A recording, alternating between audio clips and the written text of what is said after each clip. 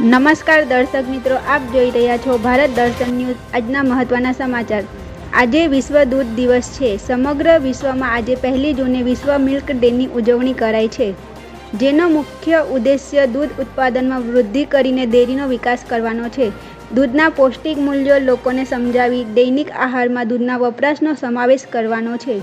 વિશ્વમાં દૂધ ઉત્પાદનમાં ભારત પ્રથમ ક્રમે છે।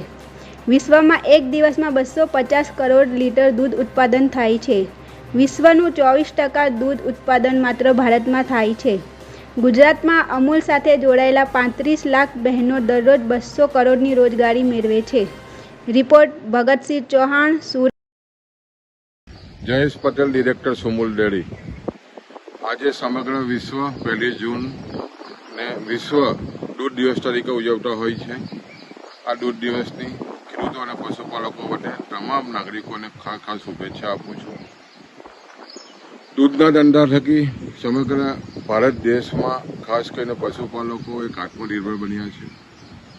ભારત દેશ એ સમગ્ર વિશ્વમાં સૌથી વધારે દૂધ આપતો દેશ છે અને ખાસ કરીને તમે જો તો વિશ્વમાં જે દૂધનું ઉત્પાદન થાય છે દરરોજનું, એમાં 24% હિસ્સો આ ભારતનો છે।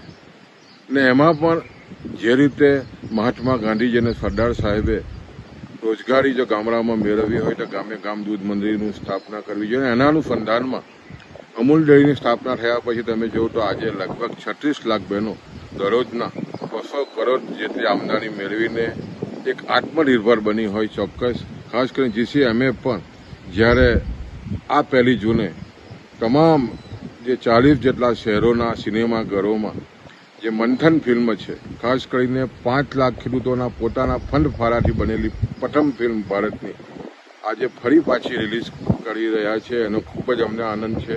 ને ખાસ કરીને આજના 1 જૂનના દિવસે ખાસ કરીને જે દૂધ ઉત્પાદન સાથે જોડાયેલા પશુપાલકો તમે જો તો આજે સમગ્ર ભારત દેશમાં જે ઘઉં ચોખાની જે કિંમત થાય છે 8 લાખ કરોડ રૂપિયા, એનાથી પણ સવિશેષ દૂધનું ઉત્પાદન જ્યારે થતું હોય ત્યારે આજના દૂધ દિવસ પ્રસંગે તમામને શુભેચ્છા પાઠવું।